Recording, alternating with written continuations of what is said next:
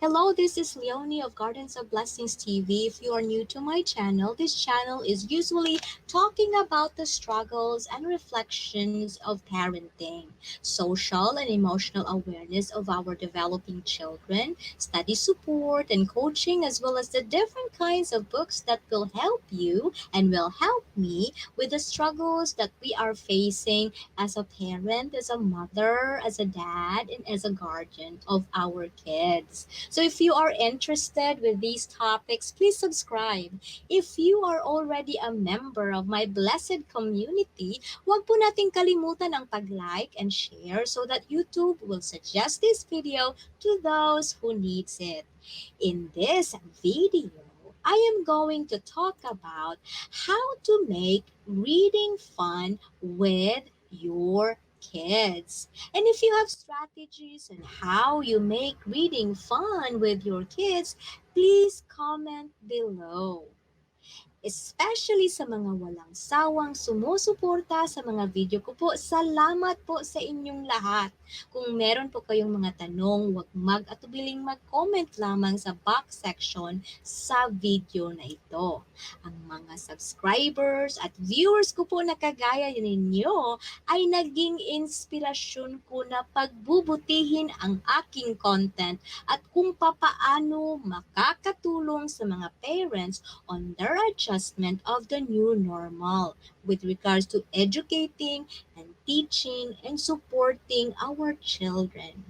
Without further ado, these are how to make reading fun with your kids. Number one, make reading part of your daily routine. So make reading part of your daily routine, okay? Or any routine for as long as it is part of your routine.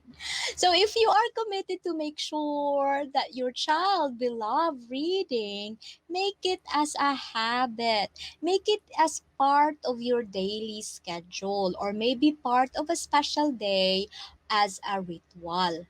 When I was young, I associated reading as analyzing and mind the unending comprehension of things that exist. Every time I heard the phrase, halina at magbasa, feeling ko nagsisimulang dumudugo ang ilong ko. Reading was draining, but reading for me was a need because in reality, without reading, there is no way I can pass a test.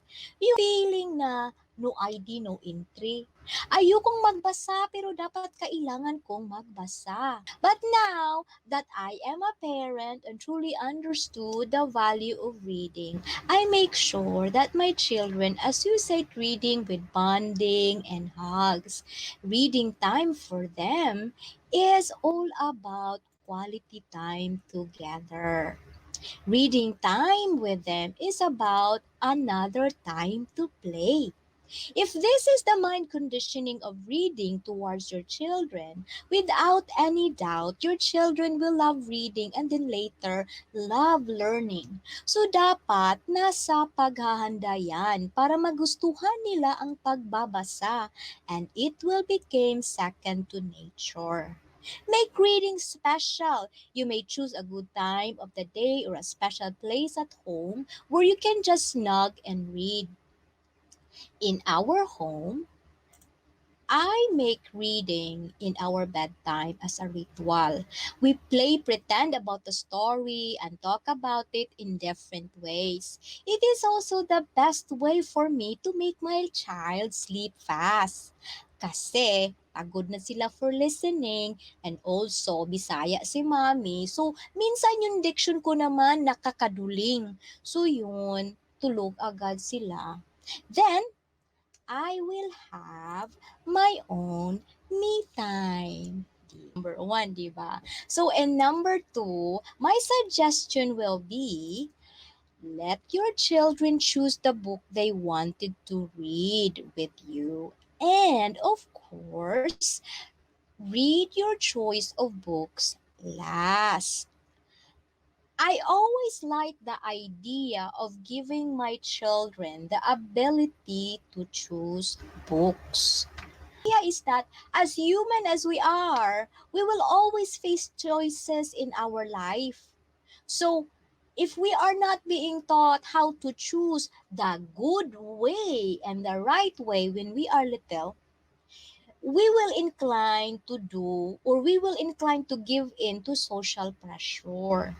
At wag nating isipin na bata pa sila, hindi ni sila marunong pumili. Marunong na yan. It just needs practice. And also, if you are teaching your child how to choose, you will actually build up their confidence on what is right and what is wrong. They will be valued.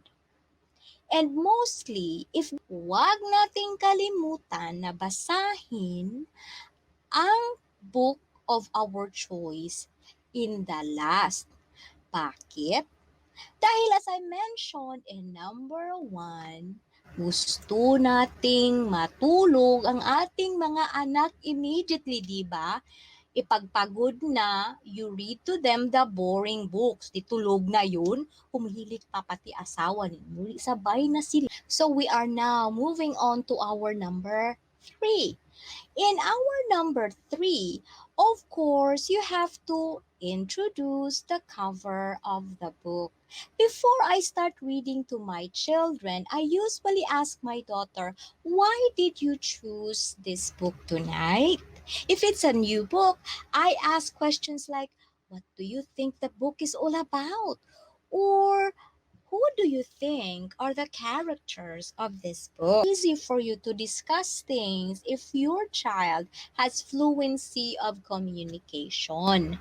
However, for William, he is younger, so I would do a statement and response strategy like this. Like, the book is about stone soup. So he is going to answer it as a response because you're going to cue and then the child has response. This is a strategy for kids that has echolalia or the kids that has speech language delay. So use that statement and response strategy. Or if you say about the cover of the book, you would say the characters of this book might be the bird. And then the child will answer the bird, okay? So if you wanted to know more about that strategy, you can also ask question or send me a message, and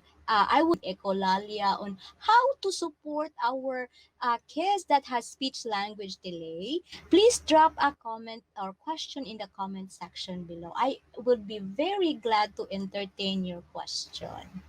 Okay, so we are going to move on to our next one, and that is talk about the picture. Now, why is it very important for us to talk about the picture?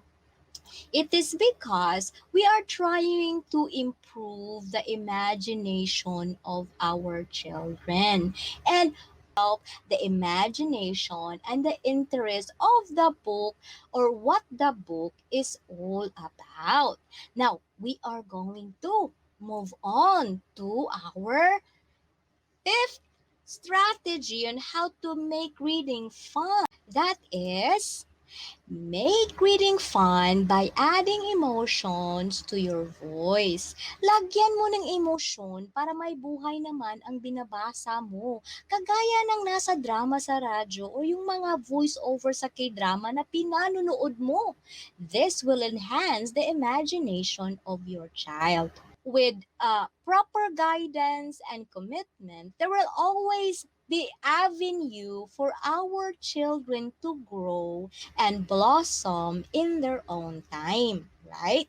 So that's it. Let's wrap it up. The first is make reading part of your routine. Number 2, let your children choose the book they wanted to read with you. And of course, read the choice or your choice of the book last.